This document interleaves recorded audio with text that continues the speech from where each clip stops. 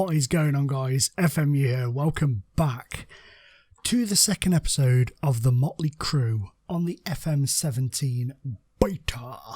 So, still having issues with the match engine, so we're still in 2D, but let's not let it get us down.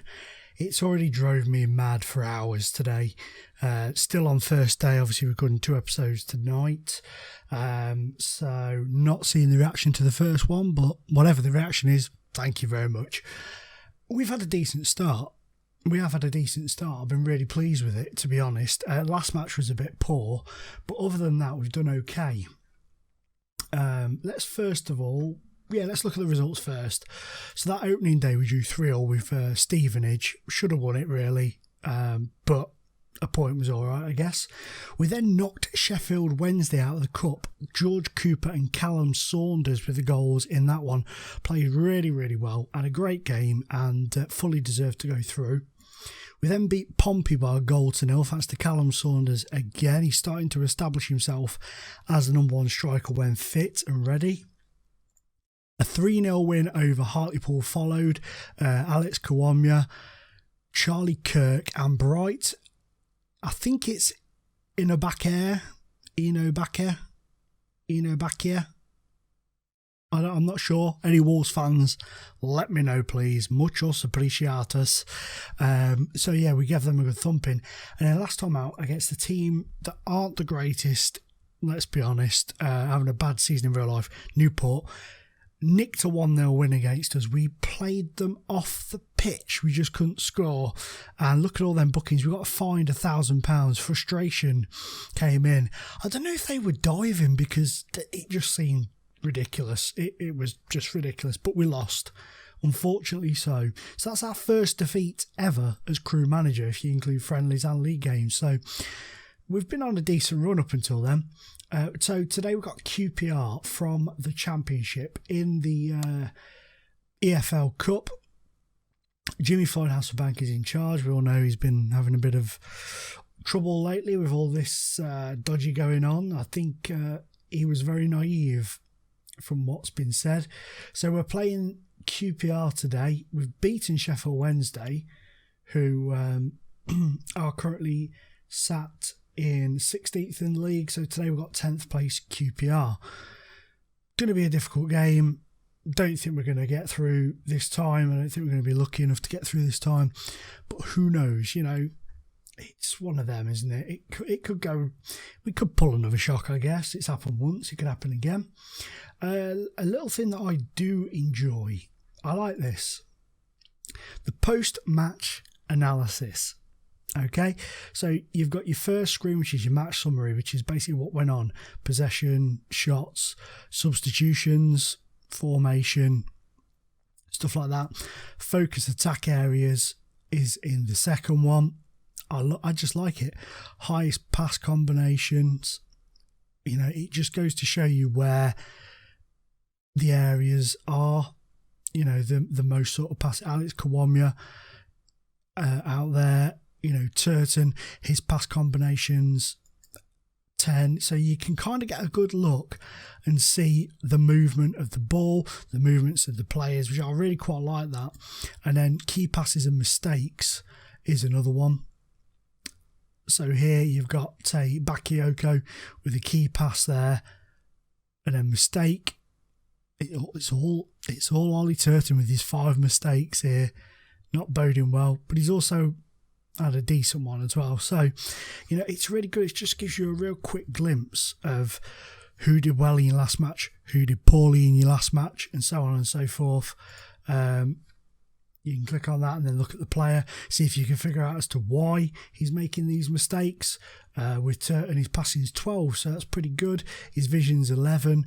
You know, so it's one of those. Could it be his concentration? It's only 10. Who knows? His decision's only 7, so that would affect it in a way. So it's really good. It's a nice little way of, without having to go ridiculously in depth, it's really good to kind of have a quick little glimpse and see where the strengths and the weaknesses are of the players making mistakes. I like it. I do like it. In terms of transfers, we have, as you saw, brought in another man, Perry NG. Perry Ng has gone out to York on loan, but Bright Enabakir has come in, and he did really well on his debut. He assisted one and scored one coming off the bench against Hartlepool. He's got good stats. You know, he's a relatively strong guy. I really do quite like him. 5'8", 11 stone, but he's got a bit of strength behind him. Got some pace, good finisher, decent first touch. Determination could be doing with being a bit higher, really, but he's a good young player, and I'm really pleased to get him in on loan from Wolverhampton of the Wanderers. So that's how we've been getting on. In terms of the league, we are currently in 9th. Hartlepool bottom, Grimsby 1 from bottom. Both lost all 4 games this season. Newport picked up their first win against us. Barnet 4 out of 4. Exeter 4 out of 4. 2 teams that, without being disrespectful, you wouldn't have expected that from. Pompey, their only drop points were against us when we were beaten 1-0 at our place. So it could shape up to be a really interesting season. Ben Garrett is still unhappy. Charlie Kirk is in. He's only 78 sharpness at the moment. That was because of an injury to George Cooper, who is actually now back. But we're going to place him on the bench. As you saw, Bright is out with a cup tie. Tommy Lowry, I'm going to bring onto the bench. I'm actually going to make Billy Bingham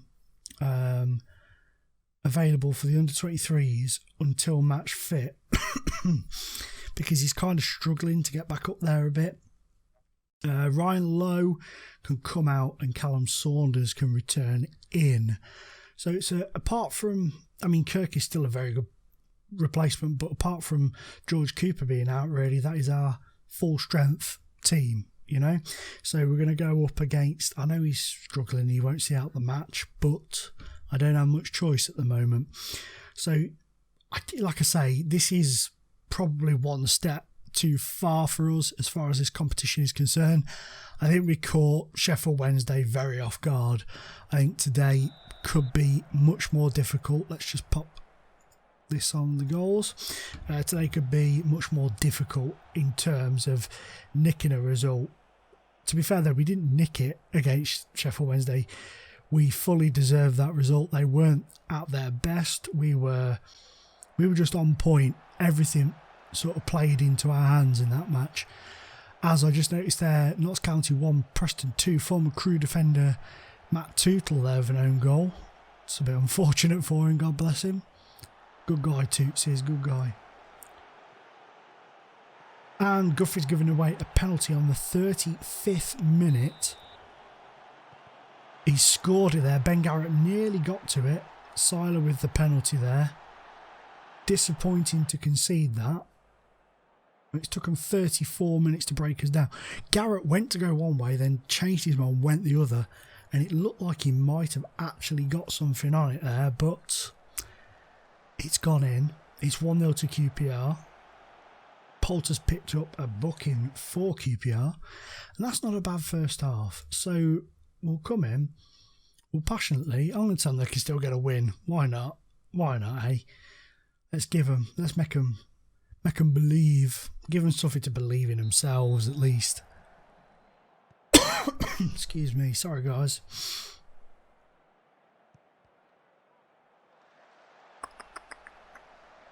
I am going to change things around a little bit because, especially now Ainley's picked up he's pulled a hamstring. You've got to be kidding me. He's been in really good form as well. Damn it. Well, Lowry can get a game and Cooper can come on. And we're on the 60th minute. Screw it. The old tried and tested triple changer from me. You've got what it takes. You have got what it takes. And Mr. Ngu, you can make a difference. Well, 2 out of 3 ain't bad. I managed to get through to 2 of them. Give 2 of them a bit of a G up. Mini Esther's on the field for another appearance. Here's Danny Hollands. Oh, that is a poor ball from Hollands. This is going to be 2-0. Yeah. Seen that coming all day long. That was disappointing. That was very disappointing. It's a poor ball from Hollands. Rare from him. And the defence was just out of it. And Ben Garrett didn't stand much of a chance. 2-0 QPR. Kind of as expected, to be honest with you, but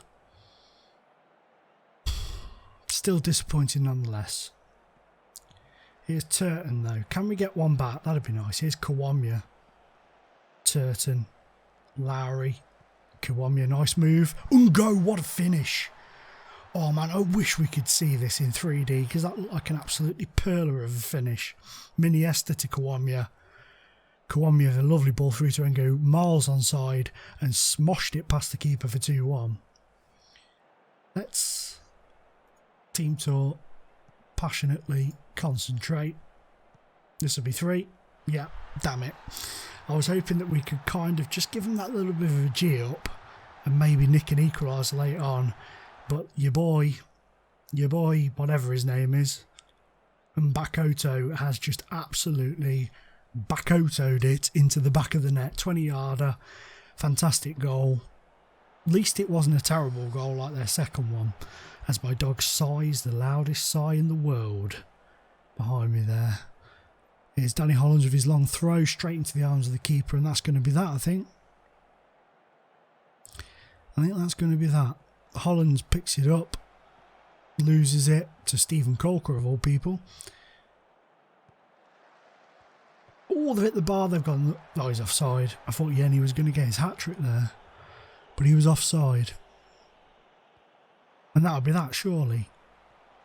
Come on, ref, blow up now. Not literally, it'd be messy. Keeper lost out there. Go on, ref. Call it time. I'm not that fussed. Disappointed to a degree, but not that fussed. I thought we played okay. Yeah, Collins, you tell them they gave it everything they had. Bakayoko has picked up a knock and Ainley pulled a hamstring, which is worrying. This is concerning to me. Yes, we're over out the cup. QPR Easter victory. Ainley. 4 weeks. Bastard. At least Bakayoko's 5 to 6 days. Dagnall will be about 5 to 7 weeks. But 4 weeks for Ainley. That is a kick in the cobbles. If there ever was one. James Jones being watched by Neil Warnock at Cardiff. And we're only a week away from transfer deadline day. Liam Smith has gone back to Newcastle because he wasn't getting any games. Let's see what the social feed said about that one. Yep. Kirk wasn't good enough. Okay. Because we can't do it all. We really couldn't afford to lose him. No, we couldn't. Injuries all the time. This isn't a story. Poppy Gray, she is savage. See, I like things like this. Making my way down to the match. That's cool. Right. Okay. Let's have a little time checker, shall we? 13 minutes in, I think. I was going to possibly give you another game today, but I think we'll call it an episode there. Don't want to overrun this match, these videos too much. But we'll be back in a few games' time to see how we're getting on. Not sure when we'll be back just yet. Possibly Chesterfield in the Checkered Trade Trophy, or maybe Blackpool at home, somewhere around about there. I was thinking of leaving it till the FA Cup time, but it's a bit of a long ass gap, isn't it? Or should we? I'll tell you what, we'll get a few games out of the way and we'll either come back, depending on if it's a decent draw or not, the first round of the FA Cup or Wolves under 23s in the Checkered Trade Trophy. That could be interesting, I guess.